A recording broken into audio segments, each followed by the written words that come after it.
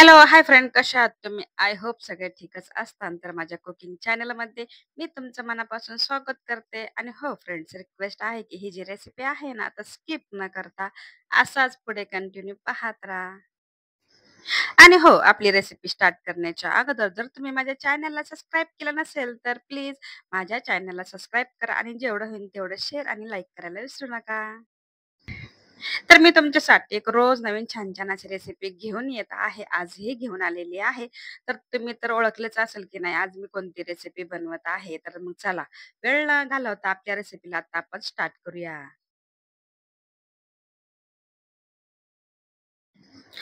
तर सर्वात आधी मी काय केलं माहिती का? जवळपास 1.5 लिटर दूध घेतलेलं आहे आणि दूध काय केले चांगलं गरम करून आहे ना, थोडं त्याला आटून घेतलेलं आहे आणि दुसरीकडे तुम्ही पाहत आहे, की एका कढईमध्ये थोडंसं मी काय केलं तूप टाकले आणि तूप टाकल्याच्या नंतर एक वाटी ना खोबऱ्याचा खिस तयार करून घेतला आणि त्याला ना थोडंसं लाईट गोल्डन होईपर्यंत काय केले मी त्या तुपामध्ये फ्राय करून घेतलेलं आहे.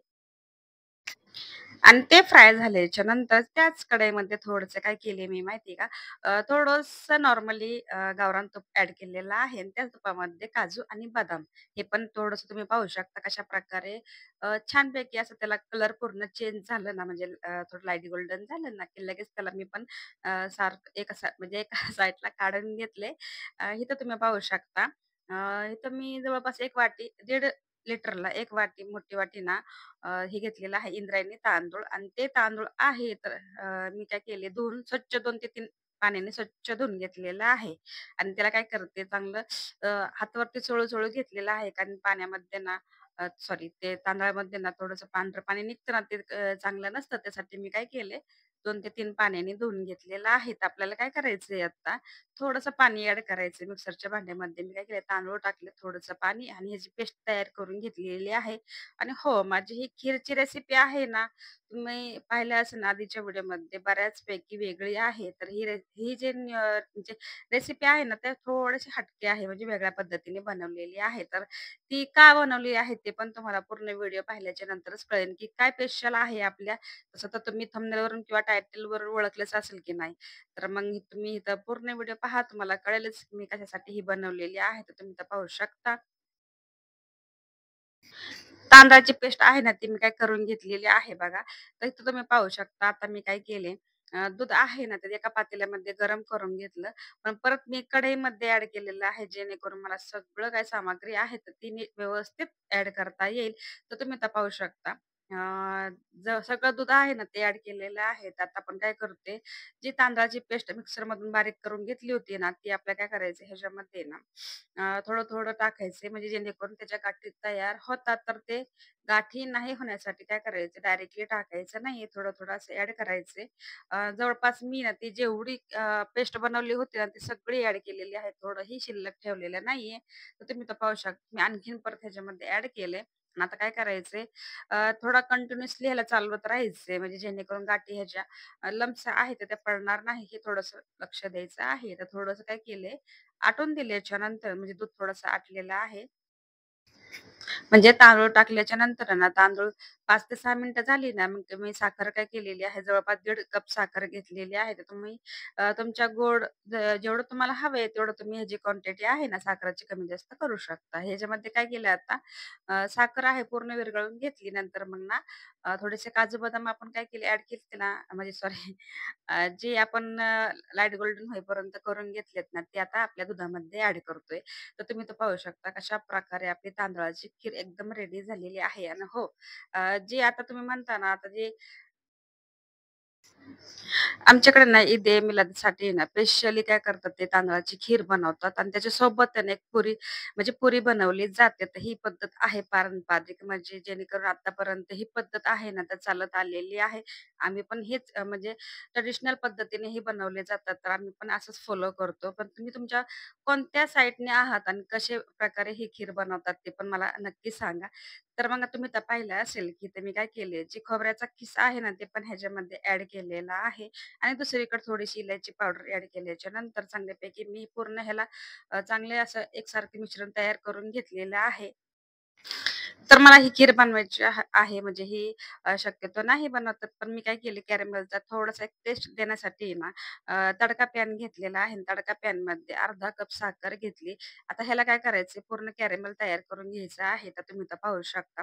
मी फटाफट हा व्हिडिओ खूप मोठा झाला होता. एडिटिंगला खूप प्रॉब्लेम येतो. इथं तुम्हाला सर्वांनाच माहिती आहे, की कशाप्रकारे एडिटिंगला बसलं, की हे नंतर कशाप्रकारे जाऊ द्या.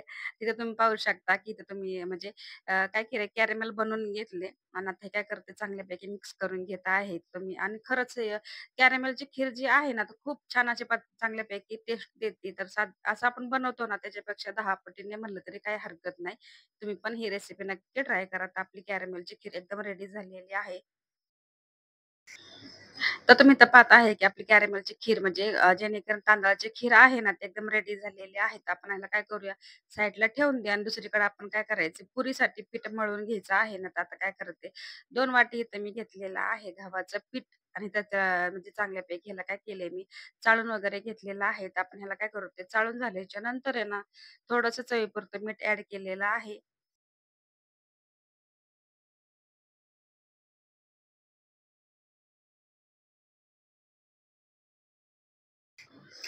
आणि चवीपुरतं मीठ ॲड केल्याच्या नंतर आता आपल्याला काय करायचंय, थोडंसं तेल ॲड करायचं आहे. जेणेकरून काय होतं, पिठाला चांगला मऊसूतपणा येतो आणि पुऱ्या ज्या आहेत ना, चांगल्यापैकी फुगल्या जातात. त्यासाठी काय करायचंय, थोडंसं 1 ते 1.5 चमचे त्या तेलाचा जर वापर केला, तर आणखीन पुऱ्या छान होतील.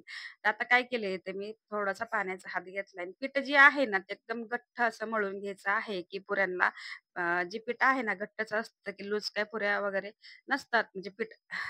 तर काय करायचंय चांगल्यापैकी पीठ असं घट्ट मळून घेतलेलं आहे. तर ह्याला काय करायचं 6 ते 7 मिनिटं आहे ना भिजवून द्यायचं आहे. तर आपण ह्याला पटापट ह्याचे गोळे तयार करून घेतलेत. आता काय करायचे छोटे-छोटे तुम्हाला पाहिजे नसतील त्याची साईज ह्याच्याने काय करायचे मोठे-छोटे ठेवू शकता. तर मी काय केले मीडियम साईजमध्येच पुऱ्या लाटून घेतलेल्या आहे.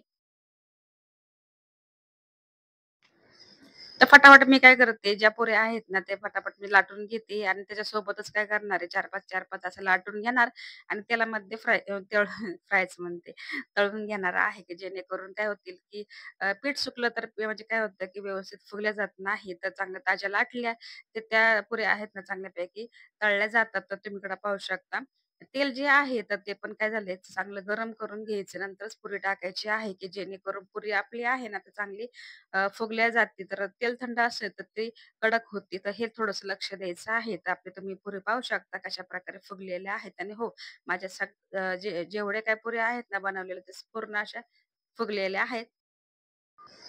आणि हो, तुम्ही तर पाहू शकता आणि काय करायचं थोडंसं ह्याचा कलर आहे ना, लाईट गोल्डन होईपर्यंत असं तळून घ्यायचे आहे. तर थोडंसं म्हणजे काय होतं कोणी-कोणी काय करतं की लगेचच काढतात. ते आतमध्ये कच्च्या राहतात, पीठ कच्चं राहतं. त्यासाठी काय करायचंय वरचा पापुडा आहे ना, तर लाईट गोल्डन होईपर्यंत त्याला तेलामध्ये असं तळून घ्यायचं आहे. आणि तुम्ही दुसरी पण पुरी पाहू शकता आपली कशाप्रकारे फुगलेली आहे. तर ऑलमोस्ट माझ्या सगळ्या पुऱ्या झालेल्या आहेत. तर ही रेसिपी आहे ना, ही पण तुम्हाला कशी वाटते नक्की मला सांगा. सांगा. आणि फायनली माझी ना ईद ए मिलादसाठी माझी रेसिपी तयार झालेली आहे पारंपरिक पद्धतीने आणि हो, खूप अशी स्पेशल ही रेसिपी आहे तर खीर आणि पुरी. तर तुम्हाला ही रेसिपी कशी वाटली नक्की मला कमेंटमध्ये सांगा. व्हिडिओ आवडला असेल तर व्हिडिओला लाईक करा, चॅनलला सबस्क्राईब करायला अजिबात विसरू नका. भेटूया नेक्स्ट व्हिडिओमध्ये. तोपर्यंत स्वतःची काळजी घेता. सर्वात महत्त्वाचं खात राहा, आनंदात राहा, हसत राहा आणि हो, ज्यांनी माझा व्हिडिओ पाहिला असेल ना, त्यांचा मनापासून आभार मानते आणि हा व्हिडिओ मी इथंच एंड करते. भेटूया नेक्स्ट व्हिडिओमध्ये. आपल्या चॅनलला शेअर आणि लाईक करायला विसरू नका.